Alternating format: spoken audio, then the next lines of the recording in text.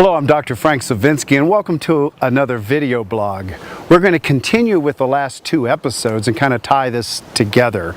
In the last two episodes, I referred to a part of the book, The E-Myth Chiropractor, that I co-authored with Michael Gerber, in which he made a very important distinction for us, and that is that a lack of clarity, a lack of organization, a lack of direction, a lack of money or money poorly managed, a lack of committed people, and a lack of direction creates a collapse in your whole entire system, your business development system. And we've been pulling out the idea of a lack of money or money poorly managed. And I wanted to address the other issue. We talked about money being understood, not coveted, money created, not chased.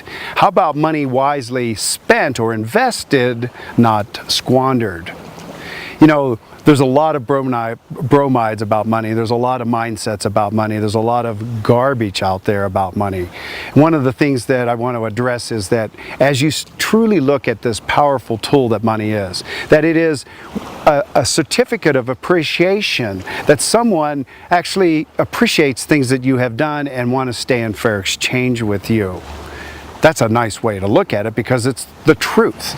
Now, when we look at money being wisely invested and wisely spent, we mean that a doctor looks at the long-term investment in their business, those unrealistic expectations coming out of school and undercapitalization, or worse, the impoverished chiropractor who had it going and then either lost it through some stock market fiasco, some poor investments, a divorce, or some health issue, are all still sitting at this same spot, wondering if they have to chase money, wondering if they have to covet money, and wondering if they have to just look for a short-term fix.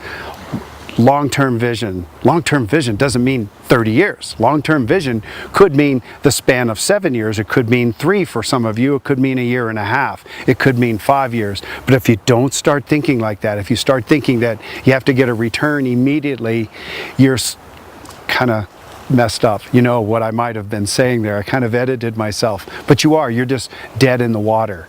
Think in long-term return on your investment. Think that every time you go to a seminar, every time you invest in a coaching fee, every time that you attend a video blog, you're right now investing your attention. Every time you read an article, every time you go to a license renewal seminar, every time you take your staff to a training in order to outbehave the competition by getting your team up, all those investments are long-term. Long-term might be 6 months. And it might be that one seminar that is the tipping point for your entire practice. But if you go to something and you think in terms of, well, 30 days I did this, or 90 days I did this and I didn't get a return, you're just not thinking like an entrepreneur. You're thinking like a worker bee. You're thinking with the mindset of somebody who has a loss aversion pulling them. It's an article, or it's an idea that we talked about in the last video.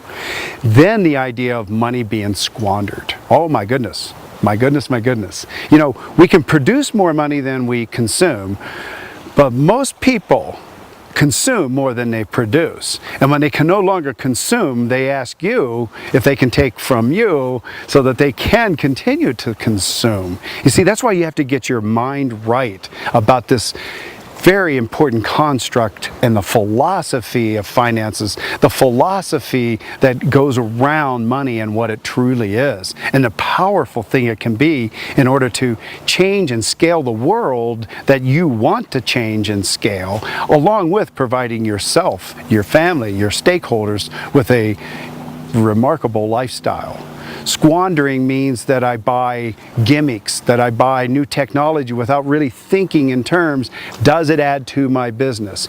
Hiring an associate before it's time. In other words, whenever I bring an associate in, is that person that I'm bringing in adding to the value of my business? And if they're not increasing the value of the business, then why are you doing it?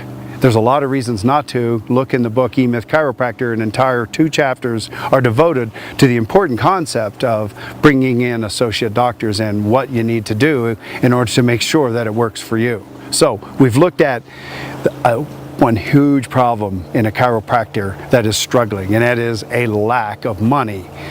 And most often it's because of money poorly managed. You need to shift. Money understood, not coveted. created, not chased. And money wisely spent and invested, not squandered. See you soon.